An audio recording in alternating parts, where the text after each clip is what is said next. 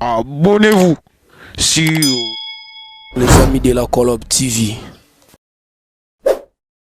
Amen. Amen. Amen. Acclamons le Seigneur. Acclamons le Seigneur. Acclamons le Seigneur. Acclamons le Seigneur. Acclamons le Seigneur. Béni soit le nom de l'Éternel. Bien-aimés dans le Seigneur, aujourd'hui, c'est une journée des sacrificateurs. Les sacrificateurs ne sont pas seulement des sacrificateurs, mais ils sont aussi des sacrifices. Amen. Amen. Amen. Nous sommes un royaume des sacrificateurs. Et nous sommes ici comme des sacrifices pour ouvrir les chemins. Parce que derrière nous, il y a un peuple qui veut traverser, qui veut aller aussi dans leur destinée. Mais ce que les sacrificateurs vont faire, ce n'est pas ce que le peuple peut faire. Voilà, si nous sommes là, c'est pour ouvrir les chemins. Alléluia. Amen. Nous allons prendre nos Bibles dans le livre de 2 Samuel chapitre 6, versets 8 à 12. Ça, c'est le message que l'Éternel m'a donné ce matin pour son Église. Alléluia. Amen. Ça, c'est un message que Dieu m'avait donné ce matin pour son Église. J'ai préparé un message, mais le matin, le Seigneur me dit, voilà ma pensée pour le temps que vous êtes maintenant. Gloire au Jésus. Gloire. Gloire à toi, Seigneur Jésus. Quelqu'un peut se lever et lire dans le livre de 2 Samuel, chapitre 6, versets 8 à 12. Gloire à Jésus. 2 Samuel. 2 Samuel, chapitre 6. 2 Samuel, chapitre 6, versets 8 à 12. Quelqu'un se lève et lit la parole du Seigneur. Je lis au nom du Seigneur. Amen. 2 Samuel chapitre 6, versets 8 à 12. Amen. David fut irrité de ce que l'Éternel avait frappé Uza d'un tel châtiment. Et ce lieu a été appelé jusqu'à ce jour Péré Uza. David eut peur de l'Éternel en ces jours-là, et il dit, comment l'arche de l'Éternel entrerait-elle chez moi? Il ne voulut pas retirer l'arche de l'Éternel chez lui dans la cité de David, et il la fit conduire dans la maison d'Obed-Édom de Gad. L'arche de l'Éternel resta 3 mois dans la maison d'Obed-Édom de Gad, et l'Éternel bénit Obed-Édom et toute sa maison. On vint dire au roi David, l'Éternel a béni la maison d'Obed-Édom et tout ce qui est à lui à cause de l'arche de Dieu. Et David se mit en route et il fit monter l'arche de Dieu depuis la maison d'Obed-Édom jusqu'à la cité de David au milieu des réjouissances. Amen. Acclamons le Seigneur, acclamons le Seigneur. Bien-aimés dans le Seigneur, le thème que je voulais partager avec nous est intitulé « Que l'arche de l'Éternel retourne dans sa maison ». Amen. Que l'arche de l'Éternel retourne dans sa maison. Aujourd'hui, nous n'allons pas aller en profondeur pour parler de l'arche de l'Éternel parce que nous n'avons pas beaucoup de temps, c'est tout un enseignement. Mais bien aimés dans le Seigneur, quand nous parlons de l'arche de l'Éternel, c'est-à-dire nous voyons d'abord la préfiguration de la présence de Dieu. Amen. Alléluia. Bien aimés dans le Seigneur, dans la vie de l'homme sur la terre, la chose la plus importante, ce qui est plus important dans la vie de l'homme sur la terre, bien-aimé, c'est la présence de Dieu. Bien-aimé, quand on perd la présence de Dieu, on perd tout. Bien-aimé, Dieu peut opérer que dans sa présence. Là où il y a la présence de Dieu, bien-aimé, il y a la protection, il y a la richesse, il y a la puissance, il y a la divinité. Amen. Amen. Bien-aimés dans le Seigneur, ce que l'homme a besoin sur la terre, bien-aimé, c'est d'abord la présence de Dieu. Amen. Voilà, dans la Bible, dans le livre de Genèse, nous voyons que Dieu, quand il avait créé Adam, Adam était couvert de la gloire. C'est-à-dire la gloire qui représentait la présence de Dieu, Amen. qui est aussi l'arche de l'Éternel. C'est-à-dire l'arche de l'Éternel était dans les jardins, était dans la vie d'Adam comme la présence de Dieu. Le jour où Adam avait perdu, bien aimé, cette gloire, le jour où Adam avait péché, la gloire était partie. C'est-à-dire, l'homme ne pouvait plus rester dans la présence de Dieu. C'est-à-dire, l'homme a perdu la présence de Dieu. Quand l'homme a perdu la présence de Dieu, bien aimé, tout est devenu difficile. C'est-à-dire, les animaux que l'homme avait donné les noms pour dominer sur les animaux ont commencé maintenant à dominer sur l'homme. Le diable, l'ennemi, commence à marcher sur l'homme. Parce que l'homme avait perdu la gloire de Dieu. L'homme avait perdu la présence de Dieu. Quand on perd la présence de Dieu, bien aimé, nous avons toutes les situations qui nous arrivent. Si les situations nous arrivent, parce que au commencement, l'homme avait perdu la présence de Dieu. Alléluia. Bien aimé dans le Seigneur, la présence de Dieu, bien aimé, c'était comme les manteaux qui couvraient Adam dans les jardins. Adam était couvert des manteaux invisibles, que personne ne pouvait voir cela. Le jour qu'Adam avait péché, les manteaux-là avaient quitté leur corps. C'est-à-dire, ils se sont retrouvés nus. C'est-à-dire, la présence de Dieu les a quittés. Et l'homme est devenu faible. Alléluia. C'est-à-dire, quand l'homme est devenu faible, c'est là où toutes les situations dangereuses, bien-aimés, avaient commencé à faire face devant l'homme. Alléluia. Bien-aimés dans le Seigneur, la gloire de Dieu, la présence de Dieu au commencement était d'abord invisible. C'est-à-dire, on ne pouvait pas voir la présence de Dieu, on ne pouvait pas voir la gloire de Dieu. Parce que l'homme portait cette gloire comme un manteau. Alléluia. Quand l'homme a péché, bien-aimé dans le Seigneur, la gloire de Dieu devient visible. C'est ce qu'on appelle l'arche. C'est-à-dire, on peut voir l'arche, on peut toucher l'arche. C'est-à-dire, l'arche était parmi les hommes, on pouvait voir l'arche. Amen. Amen. C'est-à-dire, cette gloire qui était invisible dans les jardins, et quand le péché est entré, cette gloire est devenue visible. C'est ce qu'on appelle l'arche de l'Éternel. C'est-à-dire, Dieu va dire à Moïse de construire l'arche. L'arche était construite par une planche, par un arbre qu'on appelait acacia. Alléluia. Acacia, c'est un arbre qui vient du désert. C'est un arbre du désert. Et cet arbre-là, bien aimé, passe ou supporte des vents et des marées. Cet arbre-là est résistant contre les vents et marées. Alléluia. Amen. Cet arbre-là vit une vie solidaire. Alléluia. Mais cet arbre-là, bien-aimé, qui croyait qu'il était oublié dans le désert, un jour, Dieu avait pensé à cet arbre-là. Alléluia.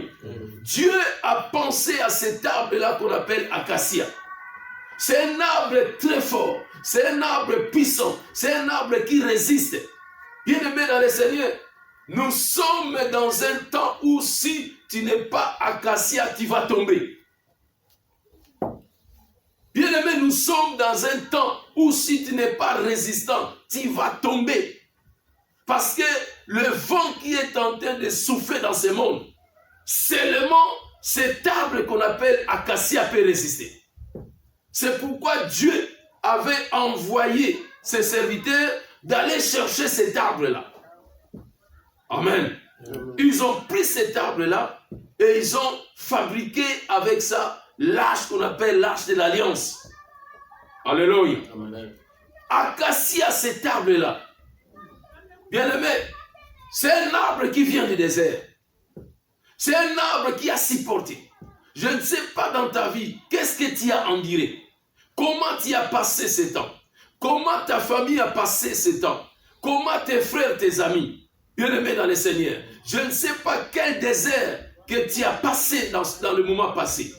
Bien-aimé dans le Seigneur, je voulais dire à une personne, quel que soit le désert, si tu es acacia, tu t'en sortiras. Amen. Quel que soit le désert que tu es en train de passer, quelle que soit la vie, les souffrances, les douleurs, les malheurs, mais si tu es acacia, bien-aimé, tu vas surmonter. Bien-aimé, tu vas t'en sortir. Bien-aimé, Dieu va se souvenir de toi. Parce que le vent du désert n'a pas pu te dévorer. Bien-aimé, parce que les animaux du désert n'ont pas pu te dévorer. C'est pourquoi le Seigneur a besoin des acacias.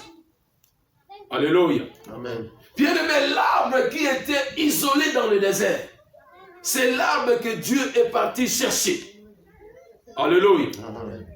Et cet arbre-là, acacia, c'est l'arbre-là, bien-aimé dans le Seigneur, il était isolé. La Bible nous dit une chose. Jésus a dit, si on fait ces choses au bois vert, qu'est-ce qui arrivera au bois sec? Alléluia. C'est-à-dire, Jésus nous parle de bois.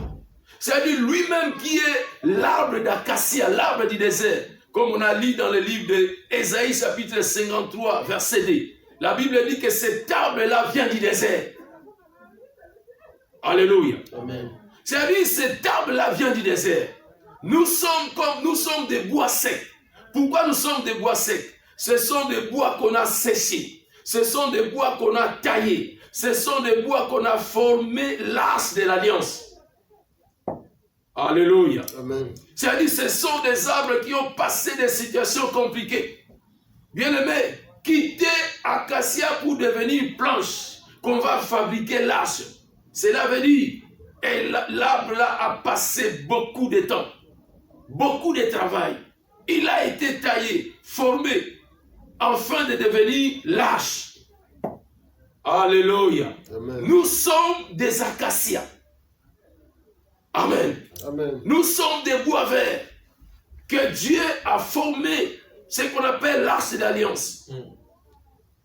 C'est l'arche de l'Alliance. Dans l'arche de l'Alliance, c'est l'acacia qui voit la gloire. L'acacia vit dans la gloire. Il voit la gloire. C'est l'acacia qui révèle l'arche de l'Alliance. Alléluia. C'est l'acacia qui sent qu'ici il y a la gloire. C'est l'acacia bien-aimé dans le Seigneur qui touche la gloire. Alléluia. Bien-aimé dans le Seigneur, toi tu es acacia bien-aimé dans le Seigneur. En toi il y a la gloire. Quand là où il y a la gloire bien-aimé dans le Seigneur, il y a la protection. Là où il y a la gloire bien-aimé, il y a la puissance. Là où il y a la gloire bien-aimé, quel que soit ton désert, tu t'en sortiras. Amen. Alléluia. Amen. Parce que la Bible dit, ils te feront la guerre, mais ils ne te vaincront jamais. Amen. Comme tu es acacia, quel que soit le désert est passé et toi tu es resté vainqueur. Le désert est passé et toi tu es debout. Le désert est passé et toi tu ne trembles pas. C'est pourquoi c'est toi qui vas voir la gloire de Dieu. Amen. Alléluia. Amen. Bien-aimé dans le Seigneur, retournons maintenant dans les livres qu'on venait de lire. Oui, Acacia était dans le désert, mais sa destinée était le tabernacle. Acacia était dans le désert, mais sa destination était l'arche de l'Éternel. Alléluia. C'est-à-dire, tout ce qui se passe dans ta vie, il faut savoir une chose, que ta destination, c'est la gloire. Ta destination, c'est l'arche de l'Éternel. Parce que tu es porteur de l'arche de l'Alliance. Tu es porteur de la gloire. Alléluia. Amen. Nous venons de lire dans le livre de 2 Samuel. Je vais tirer 3 vérités dans ce livre de 2 Samuel chapitre 6, verset 12. Première vérité, David avait passé un moment de choc, un moment difficile. C'est-à-dire, Uza était mort. La Bible dit, la paix était entrée dans le royaume. Même David est tremblé. Alléluia. Dans le verset 8 et 9, 2 Samuel 6, 8 et 9. C'est-à-dire, Uza est mort. David est entré dans la paix. Alléluia. Uza représente qui? Uza représente tous nos frères et sœurs bien-aimés qui sont passés. Nous avons perdu beaucoup de personnes. Nous avons perdu des hommes et des femmes. Alléluia. Mais toi, tu es encore là. Bien-aimé, ce n'est qu'une grâce. Ce n'est pas que parce que nous sommes plus meilleurs que les autres. Ce n'est que la grâce de Dieu. C'est-à-dire, David avait passé des moments difficiles. Il a même refusé de prendre l'arche de l'Éternel. Il a dit, c'est devenu compliqué. Qu'est-ce que je vais faire? La paix s'empara de David et de tous les peuples d'Israël. Bien-aimés dans le Seigneur, dans le monde où nous sommes, la paix est en train de ronger tout le peuple. La paix a pris le peuple en otage, bien-aimés. Il faut que des hommes et des femmes s'élèvent pour écraser ces monstres de la paix. Alléluia. Amen. La paix, c'est l'ennemi des manques de foi. Là où il y a la paix, il n'y a pas de foi. C'est-à-dire, il faut que des hommes et des femmes de foi s'élèvent. Alléluia. Amen. Quand nous allons nous élever, c'est là où notre Dieu aussi va s'élever. La paix n'aura pas de place dans ta vie. Que la paix quitte ta vie. Que la paix quitte ton foyer. Amen. Que la paix quitte l'église du Seigneur. Amen. Parce que tu es l'arche de l'Éternel. L'arche ne craint rien. L'arche de l'Éternel, même quand on l'avait transporté chez les Philistins, l'arche était là. L'arche regardait les Philistins. Mais l'arche attendait la nuit pour se manifester. Alléluia. Amen. On a placé l'arche de l'Éternel dans le temple de Dagon. Mais le matin, quand le peuple philistin sont venus, ils ont raconté que l'arche avait triomphé. Alléluia. C'est-à-dire, tu es l'arche, tu n'as pas peur. Même si tu es dans le pays des Philistins, tu t'en sortiras. Amen. Même si les Philistins t'ont englouti, ils vont te vomir. Même si les Philistins sont nombreux pour te combattre, bien aimé, tu vas les vaincre. L'arche n'a pas combattu, mais la gloire de l'arche avait frappé les Philistins. Amen. Amen. Alléluia. C'est pourquoi, bien aimé, comme j'ai commencé, tu peux tout perdre, mais ne perds jamais la gloire de Dieu. Là où il y a la gloire, il y a la possibilité. Là où il y a la gloire, il y a l'onction, il y a la puissance. Le bâton de commandement agira. Alléluia. Amen. Si tu es l'arche de l'Éternel, même si les Philistins ont pris ta vie en otage, ils ont pris ton mariage en otage, ils ont pris tes enfants en otage, ils ont pris ton travail en otage, ils ont pris ta richesse en otage, tu t'en sortiras. Parce que tu es l'arche de l'Éternel. Tu t'en sortiras. L'arche ne tremble pas. L'arche dit aux Philistins, amène-moi là où vous voulez. Mais vous allez vous-même retourner à ma place. Amène-moi là où vous voulez. Alléluia. Alléluia. L'arche ne tremble pas, bien-aimé. L'arche ne tremble pas. En toi habite la gloire. L'arche qui marchait à côté d'Israël. Maintenant, cette arche-là habite en toi. C'est pourquoi Paul disait, grand est celui qui est à moi. Le diable est dans le monde. Alléluia. Amen. Alléluia. Ça, c'est le premier point. C'est-à-dire, nous voyons que Isaïe a été frappé. Et David est entré dans la paix. Deuxième point. Bien-aimé dans le Seigneur, le côté positif. C'est aussi le côté prophétique. Nous voyons que non, l'arche de l'Éternel avait fait combien de mois dans la maison d'Obed? 3 mois. 3 mois. Bien aimé, c'est à peu près le temps que nous sommes en train de passer.